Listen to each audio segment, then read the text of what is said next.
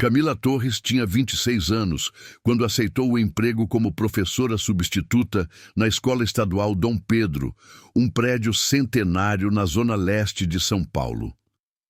Recém-formada em pedagogia, ela estava ansiosa para começar sua carreira, mesmo que fosse apenas por 3 meses, enquanto a titular estava de licença médica.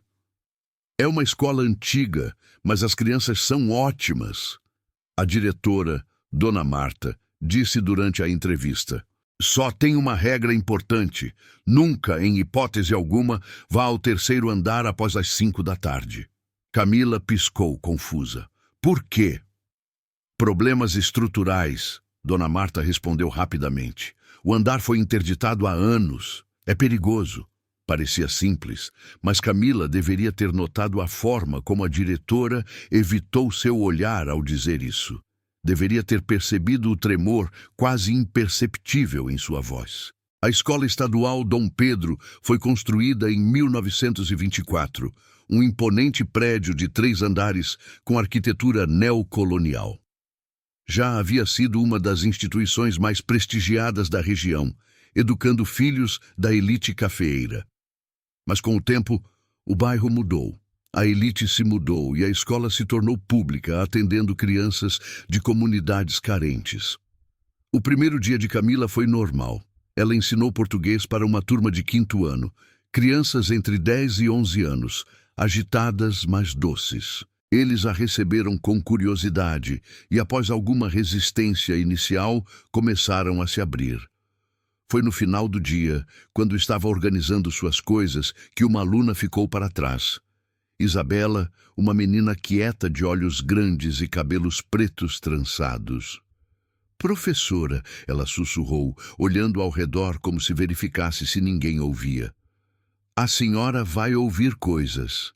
À noite. Vozes de crianças vindo do 3º andar." Camila sentiu um arrepio. "Isabela, não existem crianças no 3º andar.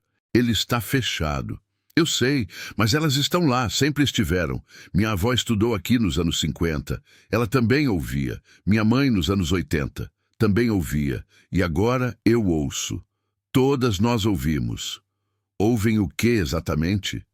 Isabela hesitou, então sussurrou: "Aulas, alguém dando aulas, mas as lições não são normais. São erradas, assustadoras." Antes que Camila pudesse responder, a mãe de Isabela apareceu na porta para buscá-la. A menina saiu rapidamente, mas não antes de lançar um olhar de advertência.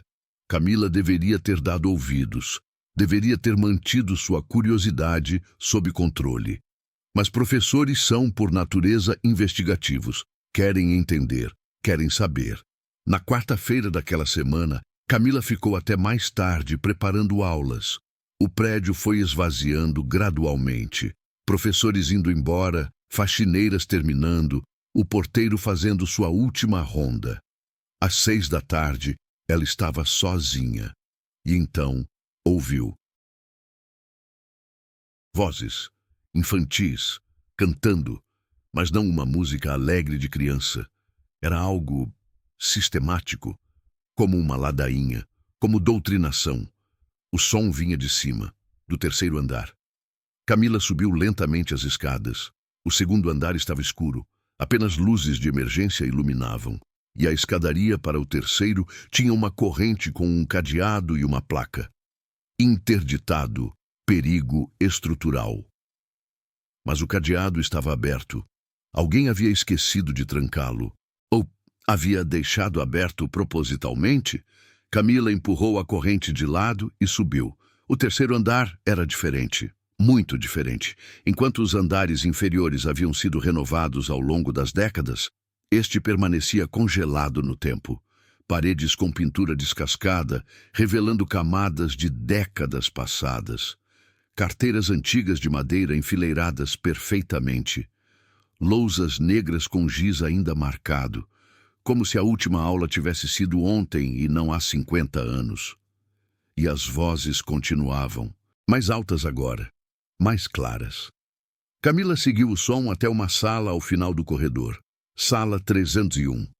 A porta estava fechada, mas luz de velas, pelo movimento, vazava por baixo. Ela encostou o ouvido na porta e ouviu claramente. Uma voz feminina, severa, autoritária. Repitam. Crianças que desobedecem devem ser corrigidas. Crianças que questionam devem ser silenciadas. Crianças que sonham devem ser quebradas. E então, um coro de vozes infantis, monótonas, sem vida. Crianças que desobedecem devem ser corrigidas. Crianças que questionam devem ser silenciadas. Crianças que sonham devem ser quebradas. O horror daquelas palavras atingiu Camila como um soco. Ela empurrou a porta. A sala estava vazia, completamente vazia. Não havia crianças, não havia professora, não havia velas, mas as vozes continuavam, ecoando, como se viessem das próprias paredes. Camila tropeçou para trás, caindo, e então viu. Nas paredes, arranhões, centenas deles, milhares, pequenos arranhões feitos por pequenas unhas, e entre eles palavras gravadas desesperadamente. Socorro, dói, quero ir para casa. Por favor, pare. Camila correu. Desceu as escadas tropeçando, explodiu para fora do prédio e só parou quando estava na rua sob luzes de postes, cercada por pessoas normais, vivendo vidas normais. Ela deveria ter pedido demissão. Deveria ter ido embora e nunca mais voltado. Mas ela era professora. E professores protegem crianças, mesmo crianças que já não existem mais. No dia seguinte, Camila confrontou Dona Marta. O que aconteceu no terceiro andar? A verdade. A diretora suspirou pesadamente, como se estivesse carregando um peso por anos e finalmente pudesse compartilhá-lo. Nos anos 1940 e 50, a escola tinha uma diretora, professora Hortência Sampaio. Ela era rígida, extremamente rígida. Acreditava que crianças eram selvagens que precisavam ser domadas, quebradas, moldadas. E o terceiro andar era onde ela colocava as indisciplinadas, uma sala de correção. As crianças ficavam lá por horas, às vezes dias, sem comida adequada, sem água suficiente, apenas lições, repetidas infinitamente até que se submetessem completamente. Camila sentiu náusea. Isso é tortura, abuso infantil. Era outra época. Castigos corporais eram aceitos, disciplina severa era vista como necessária. E professora Hortência tinha conexões, família influente.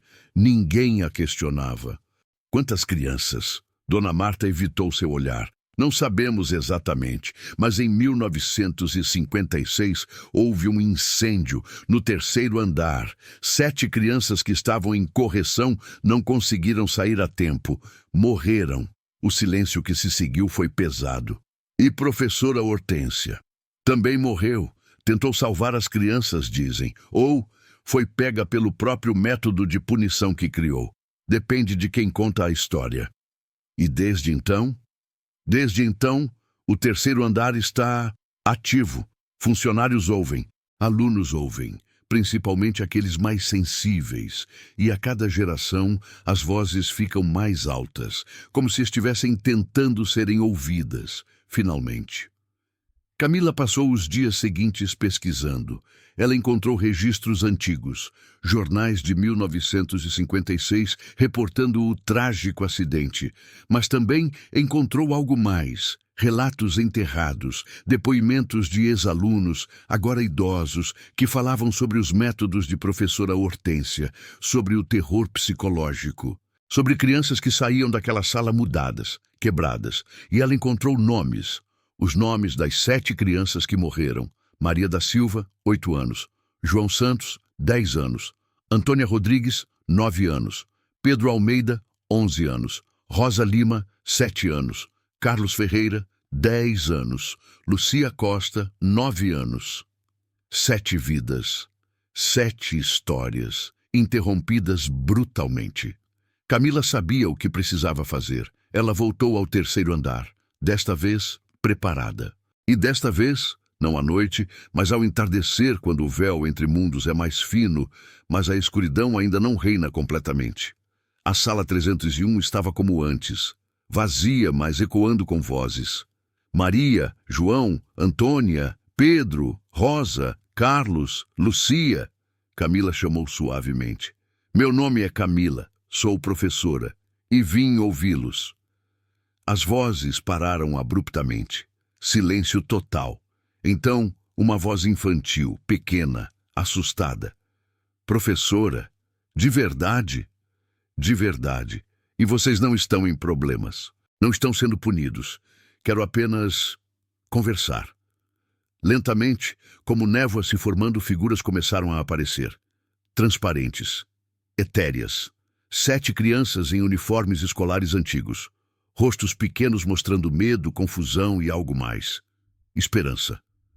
Nós estamos mortos? A menina pequena, Rosa, Camila intuiu. Perguntou. Sim. Camila respondeu honestamente. Mentir para crianças mesmo mortas parecia errado. Há muito tempo, em 1956. Mas professora Hortência disse que se ficássemos quietos, se aprendêssemos as lições, poderíamos ir para casa. Ela mentiu, ou estava errada, mas vocês não precisam mais ficar aqui. Não precisam mais repetir essas lições terríveis. Mas e se formos maus? O menino mais velho, João, perguntou. Professora Hortência disse que éramos maus, que precisávamos ser corrigidos. Camila sentiu lágrimas escorrendo. Vocês não eram maus. Nunca foram. Eram apenas crianças. Crianças merecem amor, paciência, compreensão. Não isso. Por horas, Camila conversou com eles. Ouviu suas histórias. Pedro gostava de desenhar, mas foi punido porque arte não era séria. Rosa cantava, mas foi silenciada porque crianças devem ser vistas, não ouvidas. Maria fazia perguntas, mas foi castigada porque questionar é desafiar a autoridade. Cada uma tinha sido quebrada por simplesmente ser criança. Eu posso ajudá-los a irem embora? Camila finalmente perguntou. Para um lugar melhor? Onde possam ser crianças de verdade? Como? Lucia, a mais quieta, sussurrou, dizendo a verdade, contando suas histórias, fazendo as pessoas lembrarem. Não como vítimas trágicas de um acidente, mas como indivíduos, com sonhos, personalidades, vidas que foram tiradas injustamente. As crianças trocaram olhares. E então, Maria, que parecia ser a líder não oficial, perguntou. E professora Hortência? Como se invocada, uma presença diferente preencheu a sala. Mais pesada, mais dominante. E então ela apareceu. Uma mulher idosa, rosto severo, vestido preto austero, olhos frios e julgadores. Essas crianças são minhas responsabilidades. Sua voz ecoou com autoridade absoluta. Estou educando-as, preparando-as. Você não tem direito de interferir. Camila se levantou, enfrentando a aparição. Você está prendendo-as, torturando-as, mesmo na morte. Disciplina não é tortura. Correção não é abuso. Eu fiz o que era necessário, o que a sociedade esperava. Crianças precisam ser moldadas. Crianças precisam ser amadas, Camila gritou. Precisam ser ouvidas, respeitadas, protegidas. E você as matou, seja por negligência ou intenção, você as matou. Professora Hortência vacilou, sua forma tremendo. Eu tentei salvá-las do fogo. Eu tentei. Mas você as colocou lá, trancadas, sem saída. Seu sistema de correção se tornou a própria prisão que as matou. Pela primeira vez, a professora fantasma mostrou emoção além de autoridade. Confusão, dúvida e talvez remorso. Eu fiz o que achava certo, o que me ensinaram, como fui educada. E estava errado, Camila disse mais suavemente. Profundamente errado. E essas crianças pagaram o preço. Mas agora todos vocês podem seguir em frente. Juntos ou separados, mas livres. O silêncio que se seguiu foi quebrado por Rosa, a menor, a mais frágil, que caminhou até a professora Hortência e, para surpresa de todos, estendeu sua mão pequena. Você também precisa ir, Rosa disse. Você também está presa aqui, naquele dia, naquele erro. Professora Hortência olhou para a mão estendida, para a criança que havia punido, maltratado. E lentamente, impossível mas real, lágrimas começaram a correr por seu rosto espectral. Eu sinto muito, ela sussurrou. Eu não sabia, não entendia. Eu apenas fiz o que me ensinaram, o que acreditei ser certo. Então aprenda diferente agora, Maria disse, também se aproximando. Na morte, se não pôde na vida. Uma por uma, as 7 crianças formaram um círculo ao redor de professora Hortência e lentamente a energia na sala mudou, de prisão para portal, de punição para perdão. E então, com um flash de luz suave e quente, eles desapareceram. Todos, as 7 crianças e a professora, juntos, finalmente livres. Camila caiu de joelhos, chorando. Não de tristeza, mas de alívio, de esperança. Ela não contou a ninguém na escola, não imediatamente. Mas ela começou um projeto. Com sua turma de 5º ano, iniciou uma investigação histórica sobre a escola, suas histórias, as pessoas que passaram por ali. E, inevitavelmente, descobriram sobre 1956, sobre o incêndio, sobre as 7 crianças, mas desta vez não como estatísticas, como pessoas. Isabela, a menina que havia advertido Camila, liderou a criação de um memorial.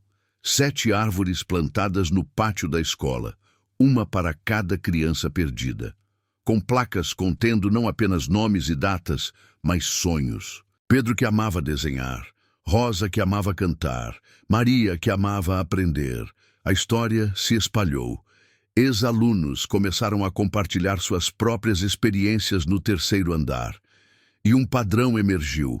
Após o memorial, após as árvores, após a lembrança consciente, o 3º andar ficou silencioso, realmente silencioso.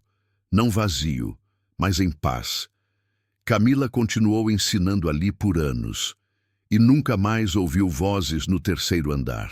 Mas ocasionalmente, em dias ensolarados, quando estava no pátio com seus alunos, ela sentia presenças alegres, brincalhonas, como se 7 crianças finalmente pudessem ser crianças, finalmente pudessem brincar, finalmente pudessem descansar. E ela sorria, porque educação, verdadeira educação, não é sobre quebrar espíritos, é sobre libertá-los. 3 anos depois, Camila estava em uma conferência de educação quando conheceu Marina. A criadora do canal Realidade Oculta estava lá, apresentando sobre como traumas históricos se manifestam em espaços físicos. Você precisa contar sua história, Marina disse depois da apresentação. É exatamente o tipo de coisa que precisamos documentar. Não apenas o fenômeno paranormal, mas a resolução, a cura. Você acha que as pessoas vão acreditar? Alguns vão, outros não. Mas os que precisam ouvir, vão ouvir. E talvez inspire outras escolas, outros lugares assombrados por traumas passados, a buscar resolução ao invés de apenas esconder. A história de A Escola que Ensina à Noite foi postada 6 meses depois. E, como sempre, ressoou profundamente. Professores começaram a compartilhar suas próprias experiências, escolas antigas com histórias sombrias, métodos educacionais do passado que hoje reconhecemos como abuso. E, mais importante, formas como eles estavam trabalhando para criar ambientes melhores, mais compassivos, mais humanos. O movimento cresceu. Educação com Memória. Uma iniciativa para documentar e reconhecer erros históricos no sistema educacional, honrar aqueles que sofreram e comprometer-se a fazer melhor. E Camila? Ela se tornou não apenas professora, mas ativista. Falando sobre trauma geracional, sobre como dor não resolvida permeia lugares e pessoas, e sobre a importância de lembrar, não para ficar preso no passado, mas para garantir que não repetimos os mesmos erros. A Escola Estadual Dom Pedro se tornou modelo. O terceiro andar foi finalmente renovado, não escondendo sua história, mas honrando-a. Uma sala foi transformada em museu educacional, mostrando a evolução dos métodos de ensino ao longo do século, contrastando punição com pedagogia moderna baseada em amor e respeito.